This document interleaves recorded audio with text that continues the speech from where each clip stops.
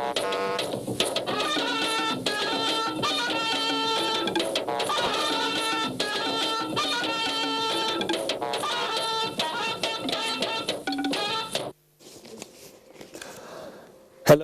it is another dry season and the dreaded Lassa fever is here again with us, as in many years after it was discovered in Lassa, Borno State in 1969.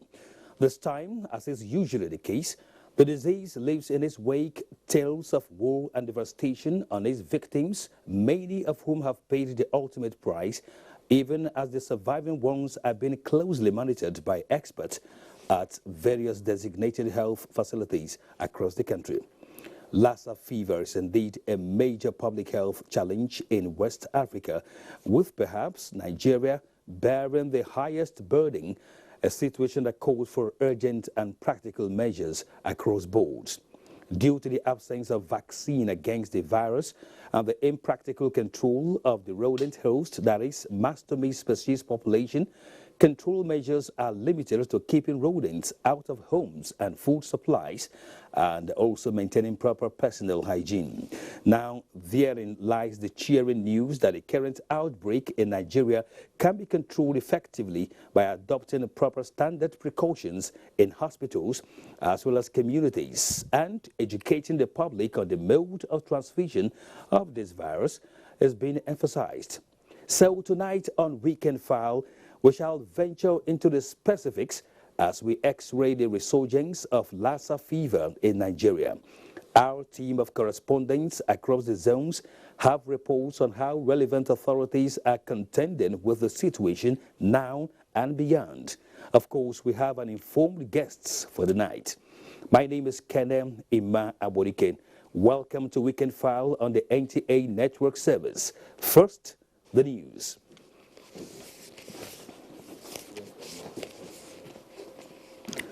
Nigeria remains committed to maintaining productive relations with the United States and its international allies, especially on matters of global security. President Muhammadu Buhari was reacting to the United States Department of Homeland Security announcement on the temporary travel restrictions on 6 countries, including Nigeria.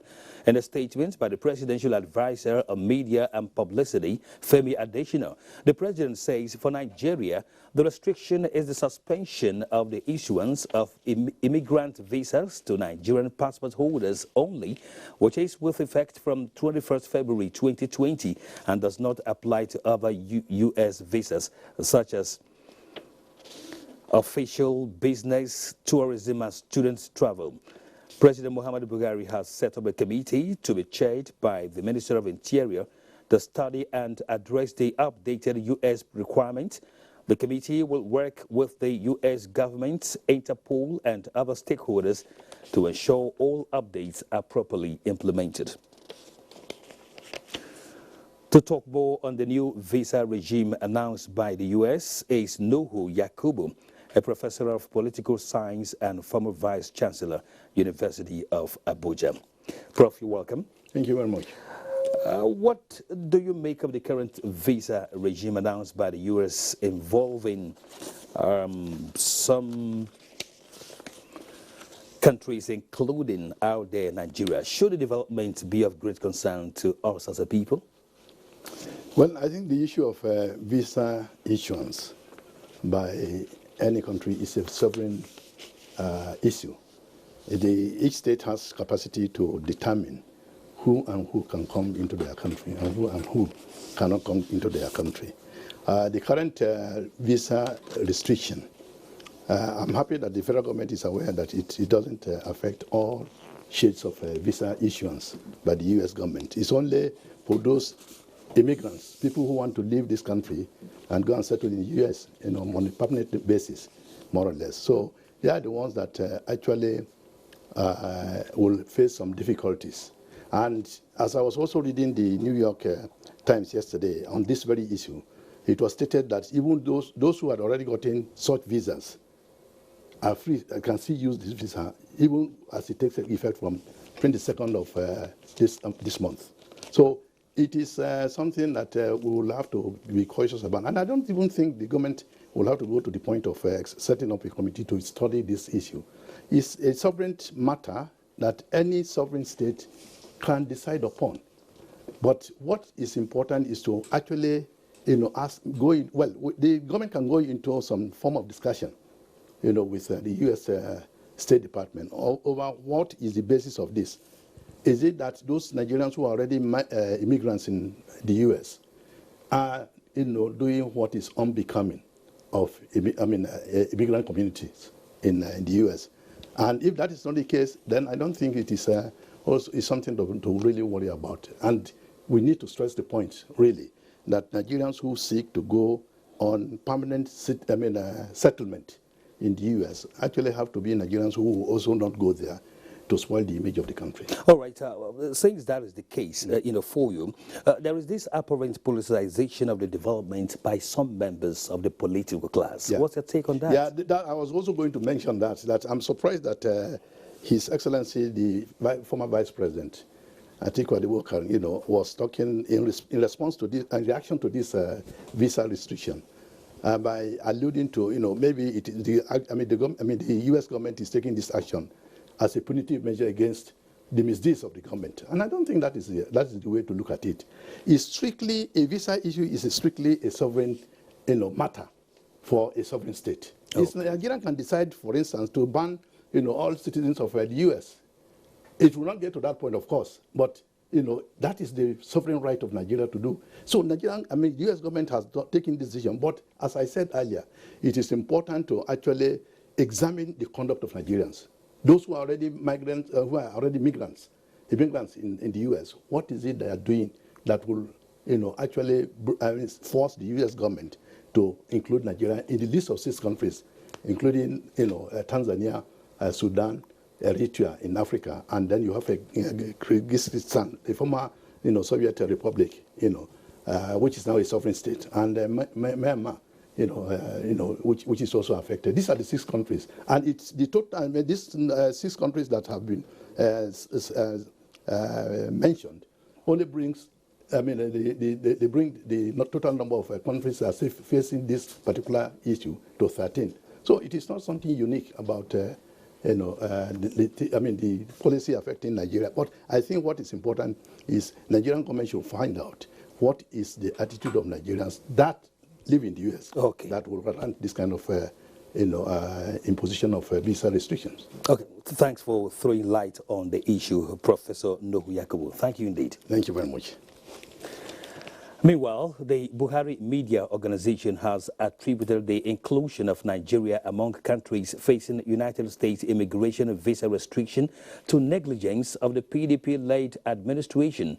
The pro-Buhari group clarifies that the United States visa restriction has to do with the printing of the Nigerian passport and the storage of data and other vital information on the holders of the passport. The group added that Nigerian passports being printed by an Irish company, the contract was renewed 2 weeks before handing over power in 2015 by the past administration. In an effort to redress the situation, President Muhammadu Buhari gave directive to the Central Bank of Nigeria, CBN, to domicile the printing of the nation's passport at the Security Printing and Maintenance Corporation. Operatives of the Nigeria Immigration Service Lagos Seaport Command have arrested 5 stowaways aboard a vessel en route Las Palmas, Spain, following credible intelligence. A statement signed by the service's public relations officer, Deputy Comptroller of Immigration, Sunday James, indicates that Comptroller of the Command, Olubushola Fashakin, who was on hand to receive the arrested stowaways, cautioned desperate youths to refrain from embarking on such risky adventures.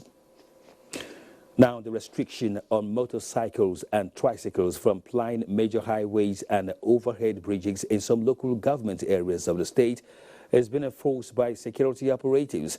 Abolade Salami, who visited some of the areas, reports that they are regular spots and now ghost towns. That report will come your way later. Now, let's tell you that the federal government is set to give Zamfara State priority in the distribution of incentives and support to boost agricultural activities in the state. Minister of Agriculture and Rural Development, Muhammadu Sabo Nanono, shows that the state government officials and traditional rulers in Zamfara that the state will be carried along in the agricultural mechanization of the federal government. Musa Baba Aliyu tells us more. The federal government will be executing $1.1 billion agricultural intervention program. The program is designed to assist smallholder farmers have access to heavy-duty equipment to boost agricultural activities.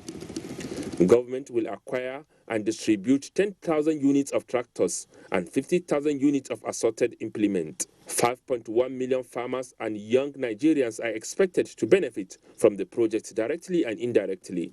To this end, Minister of Agriculture and Rural Development Muhammadu Sabo Nanono says Zamfara State and other states whose farming activities were disrupted due to banditry will be given priority in the mechanization initiative.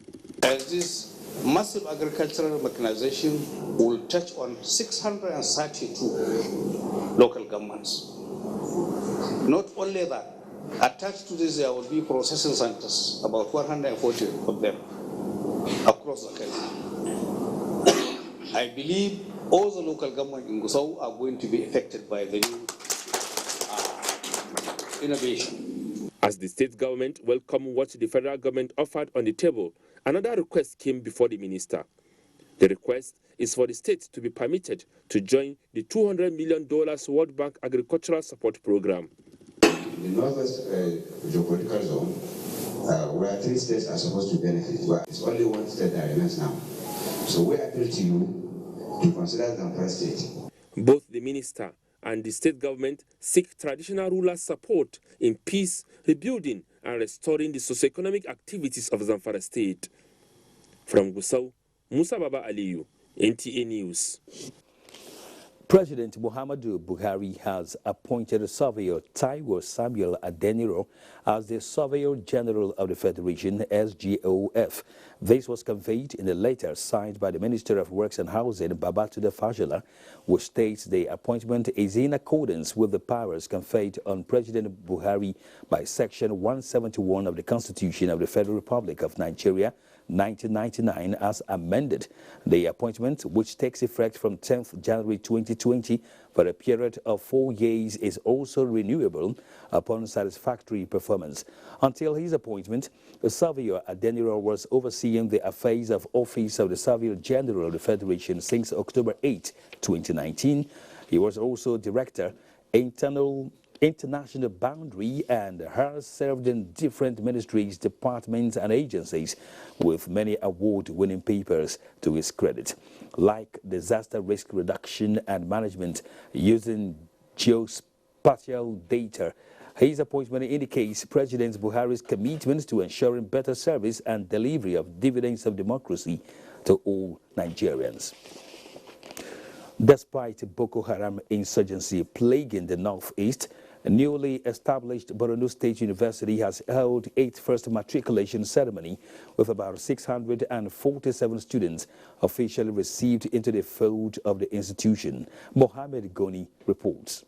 The maiden matriculation exercise had 169 students admitted into Faculty of Arts and Education. Faculty of Sciences, 261 students. That of Agriculture has 27 students, while Faculty of Social and Management Sciences has 190 students.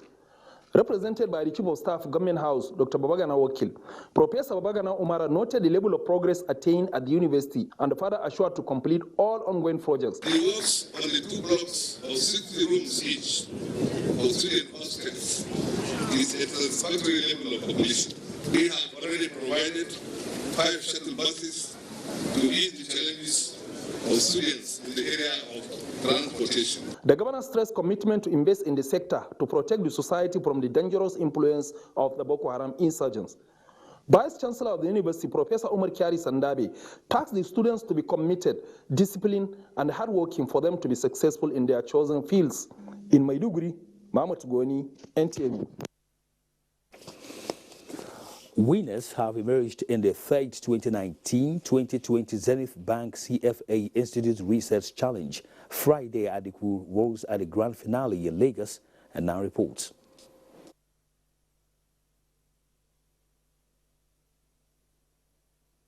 Challenge saw 24 teams from universities across Nigeria competing for honors. At the end, University of Lagos beat Obafemi Awolowo University Ife, Covenant University, and University of Ibadan to emerge winner.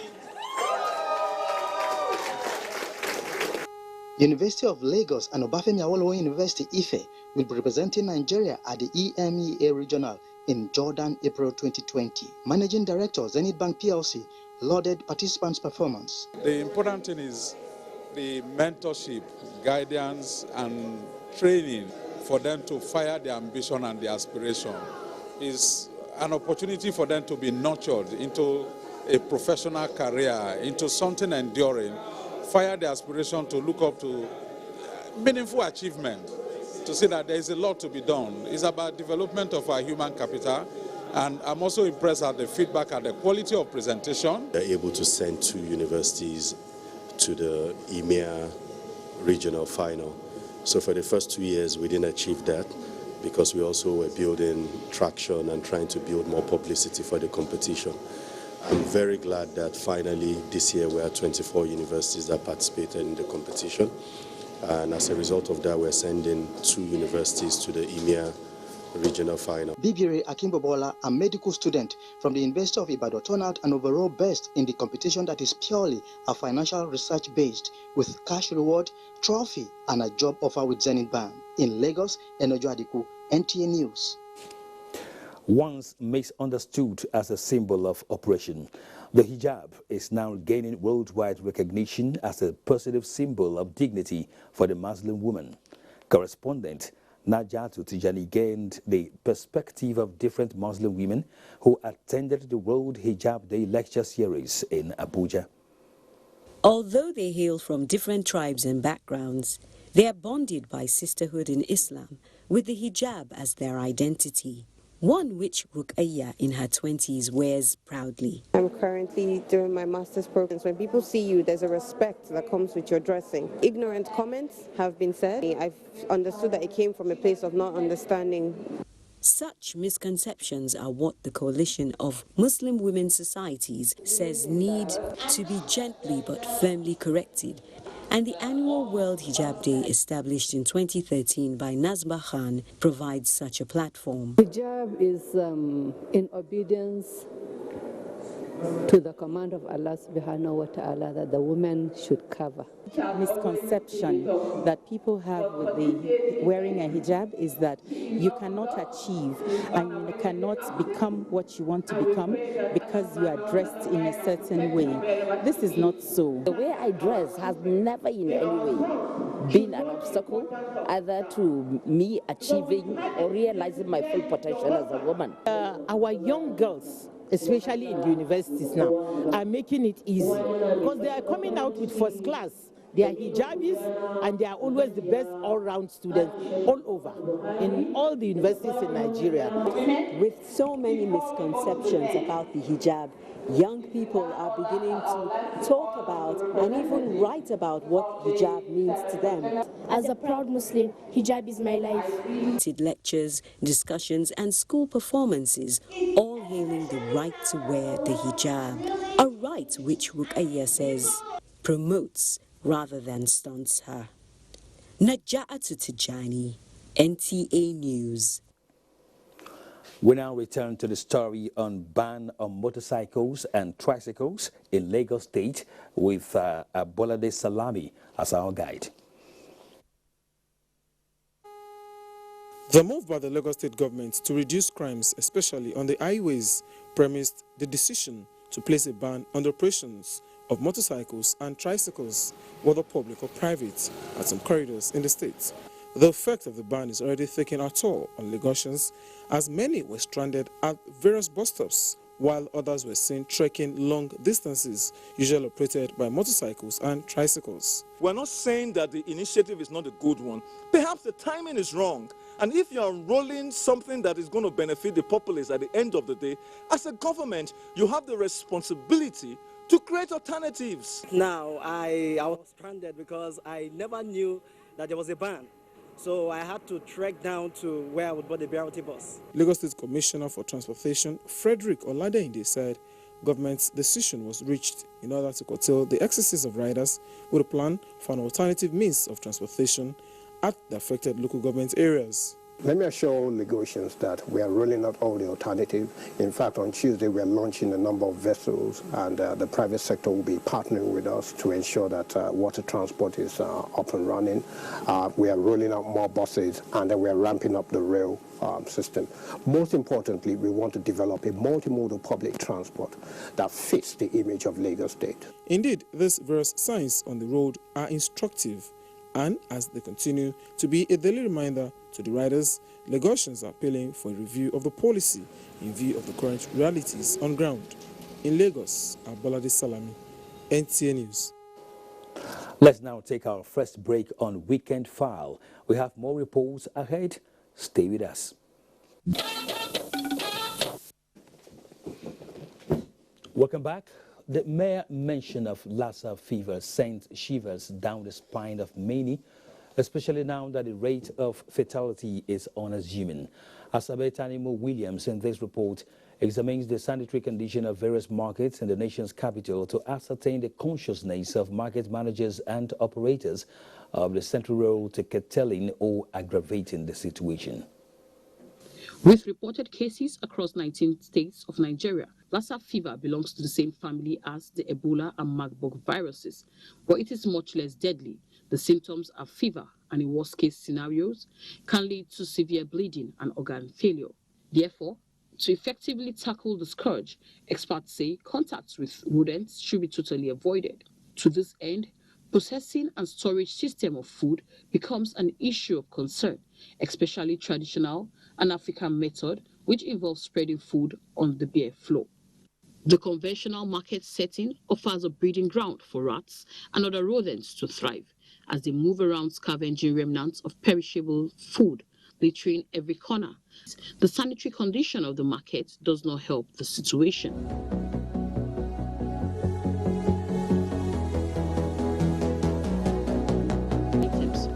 A visit to the popular Wuse market and other markets in the FCT is an eye-opener.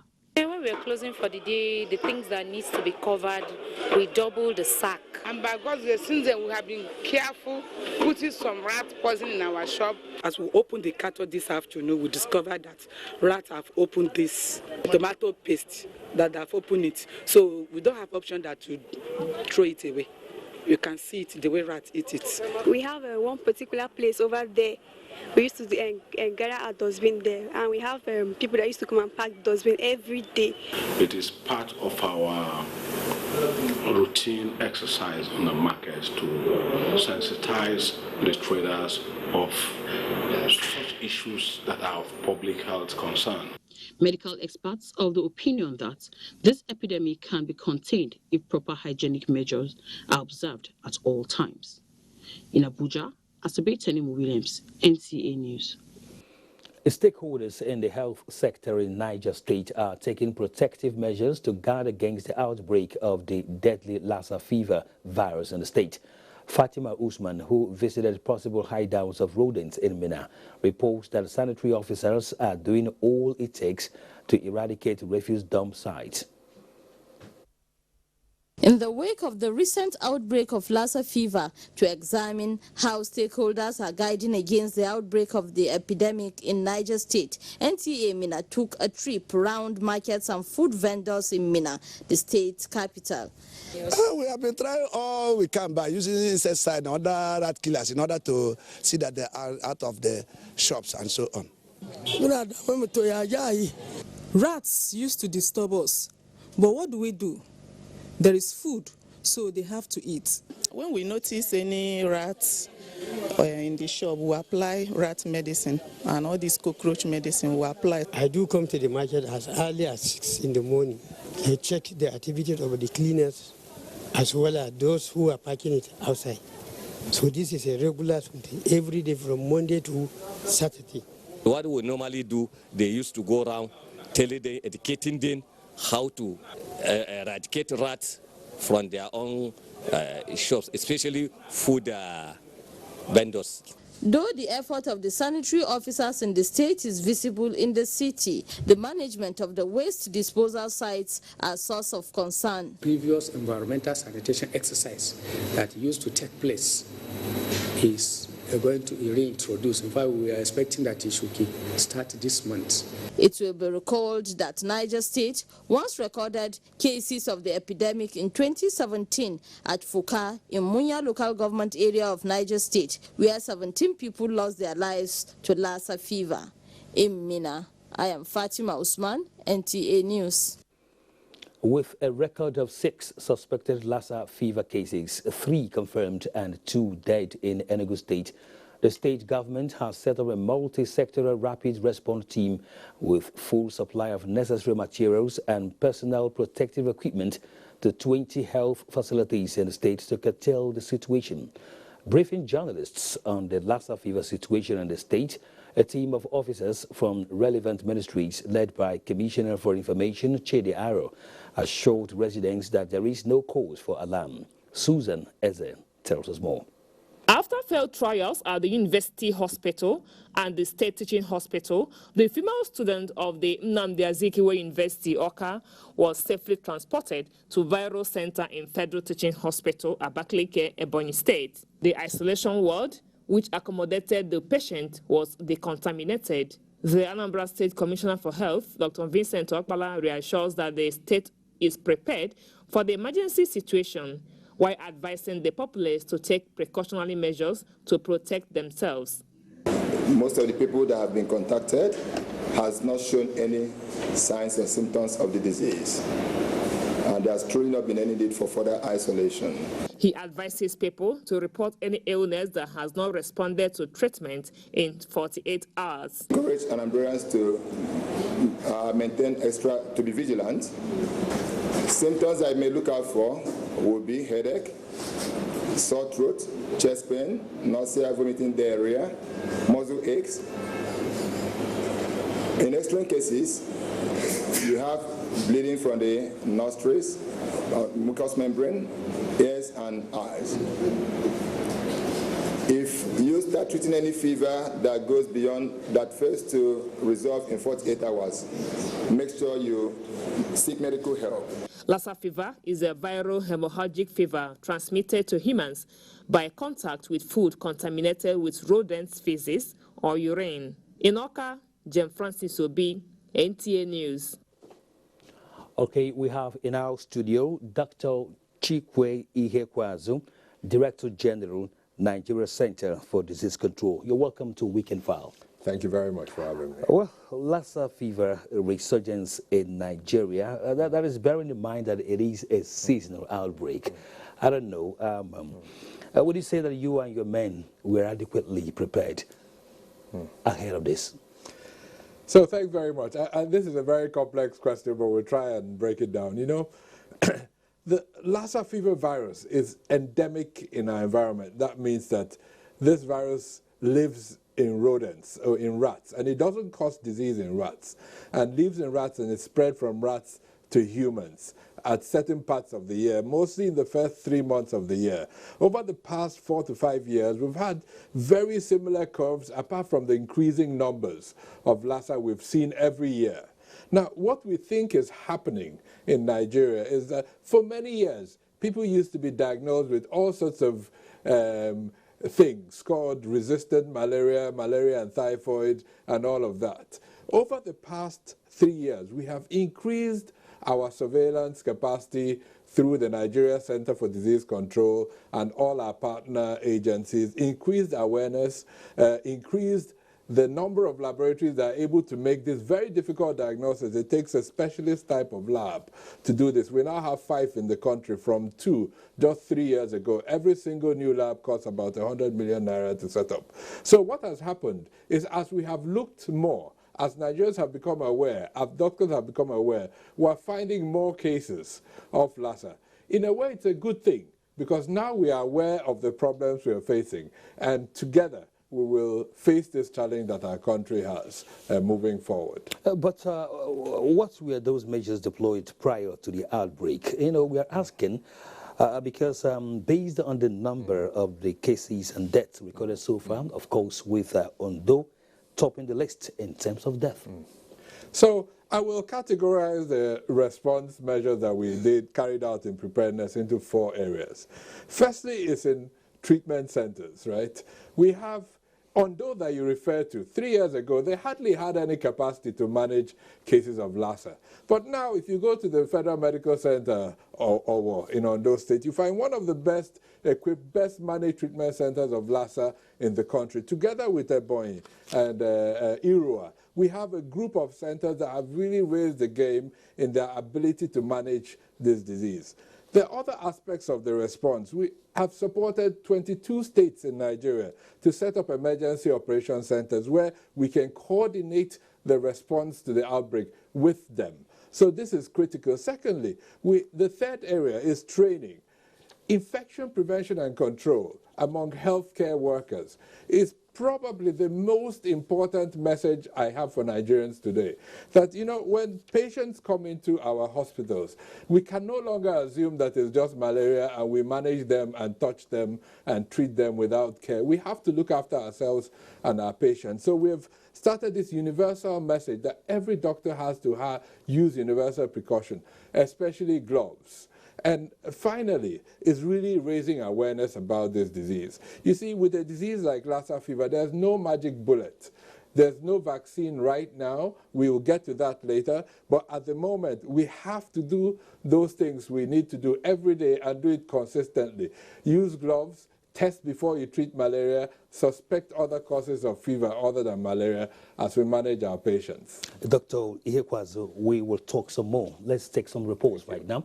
Major markets in Ado-Ekiti, Ekiti State Capital, are being sanitized and kept as part of efforts at preventing a possible outbreak of Lassa fever in the state.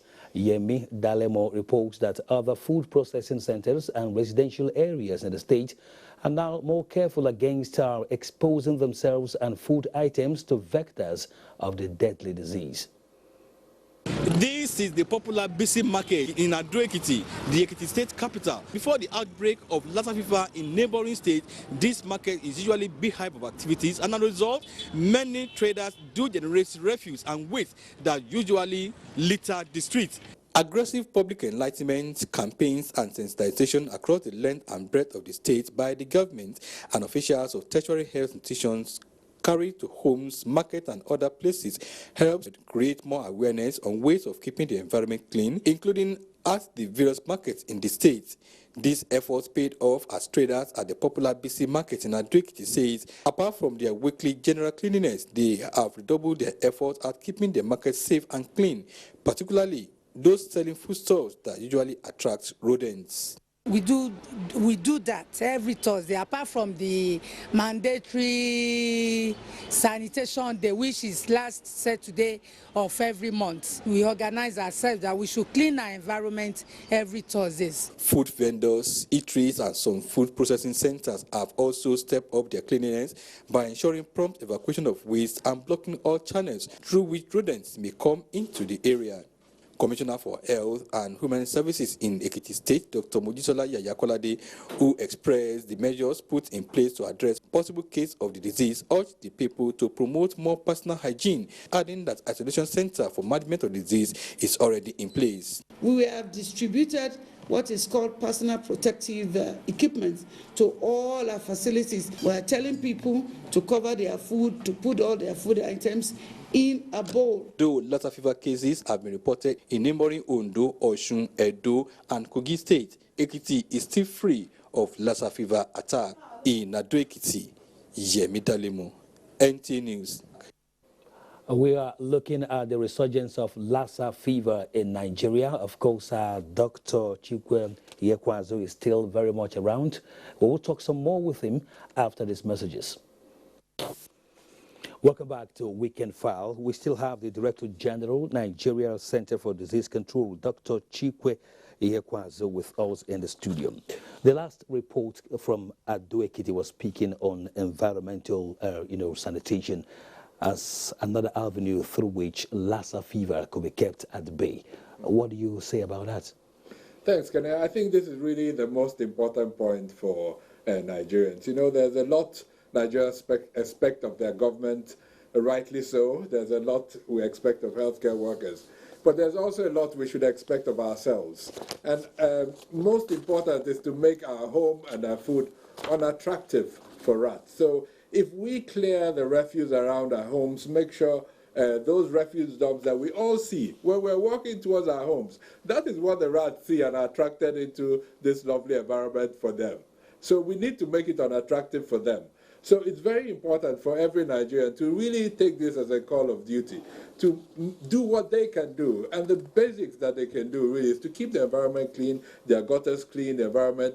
And you know, if the rats do get into their home by any mistake, make sure your own kitchen is clean and your food is well packed away. If we do that, the virus can't get into our food. It can only get into our food if the rats have access to our homes and access to our food. So we can do the best that we can ourselves while leaving some other things for government to do. All right, bring us up to speed with the current situation in terms of statistics and mitigation.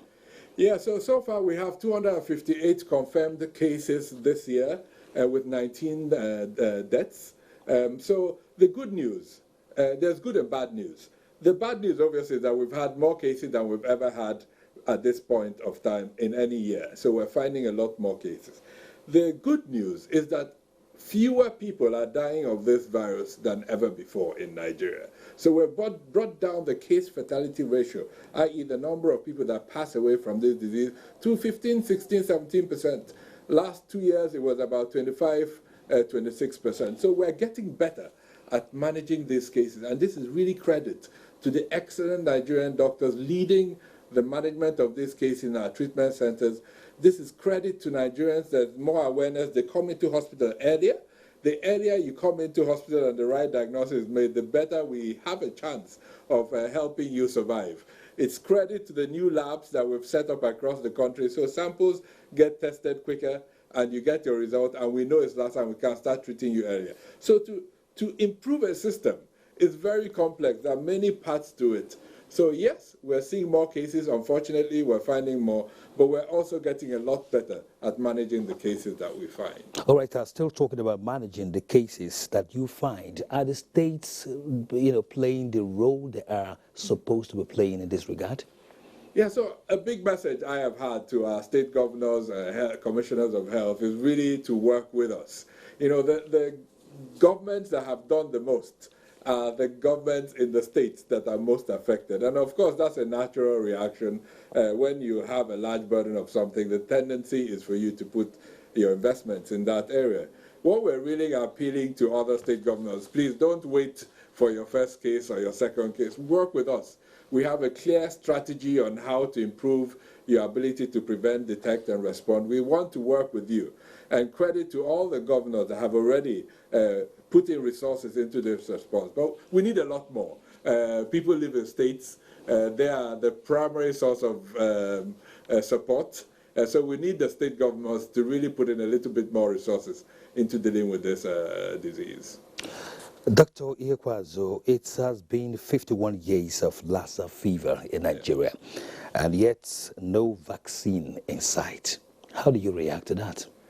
So there is a vaccine in sight, and that's the good news. You know, last year we held a big conference here in Abuja. We called it Lassa Fever Rising to the Challenge. We brought together researchers across the world here in Abuja to focus on this single problem.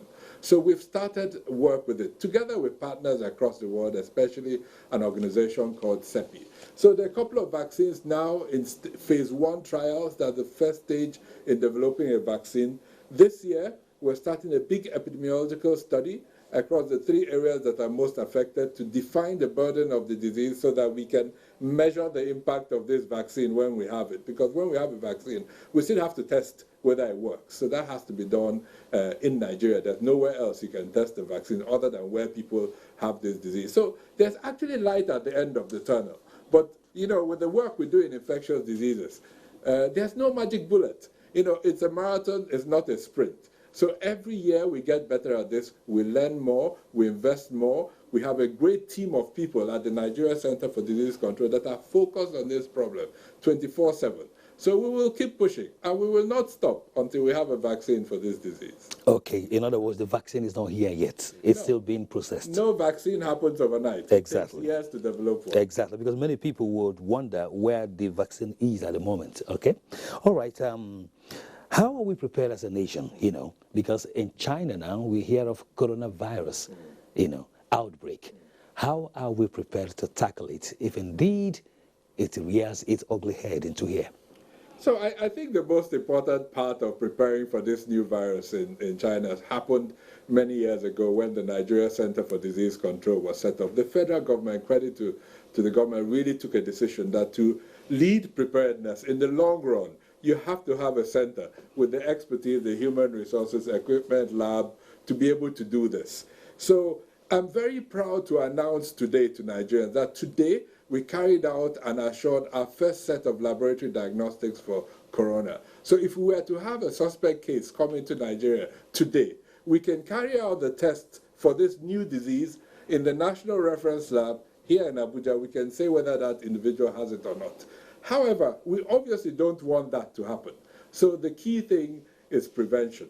So we're working with our colleagues in the Port Health Services, other ministries, departments, and agencies. You would have seen the Minister of Health give his message to Nigerians yesterday. Yeah. We're working very hard together with the leadership of the ministry, all our departments, to make sure we can prevent this illness from coming into Nigeria. But we have seen from many other countries, even the most advanced countries in the world, sometimes you still fail in preventing entry. So what you have to then do is be able to detect a case, make sure you have the facilities to isolate that case, and then respond appropriately. And this is the work that we're leading on at the NCDC. Now, finally, before we let you go, what's your word, you know, your parting word to Nigerians on both Lassa fever and this new one, coronavirus, as we move forward? Yes, I think my parting words to Nigerians is really, yes, everything is not perfect in our country, but really there are a group of Nigerians that are working 24/7 to keep you safe. There are no magic bullets around. We have to make the best use of the resources available. Government has really supported the effort we are making together with different government departments and agencies that are responsible for various aspects of this work. We will keep pushing. We will not give up, and they must rest assured that, this fight against infectious diseases will be won. But none of it will be won without your cooperation, your trust, and your confidence. Thank you very much for coming on Weekend File tonight. Thank you. We'll be talking with Dr. Chikwe Ihekwazo, Director General, Nigeria Center for Disease Control, and we've actually looked at Lassa fever and, of course, coronavirus. The future is indeed bright. You're watching Weekend File. Time now for another break. When we return, sports and weather. President Muhammadu Buhari sends condolences to family of Mr. Thomas Etu, President of Fertilizer Producers and Suppliers Association of Nigeria, over the passing of his wife, Mrs. Jennifer Ramatu Etu. President Buhari joins old friends and associates of the family in mourning Mrs. Etu, whose life and time on earth was lined with good works, most remarkably, her love and care for the weak, sick, and underprivileged. President Buhari prays that God will grant the soul of the departed a peaceful rest and comfort for the family. Let's take a look at the weather picture for Sunday.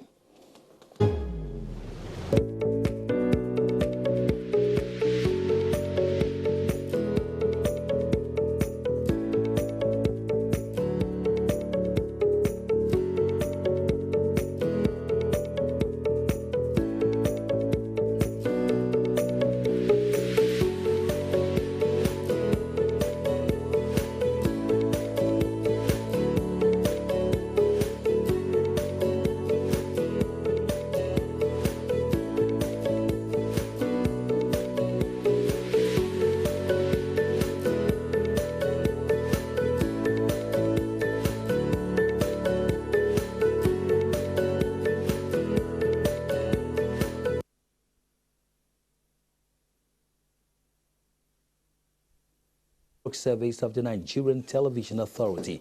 My name is Kenan Ima Abuja.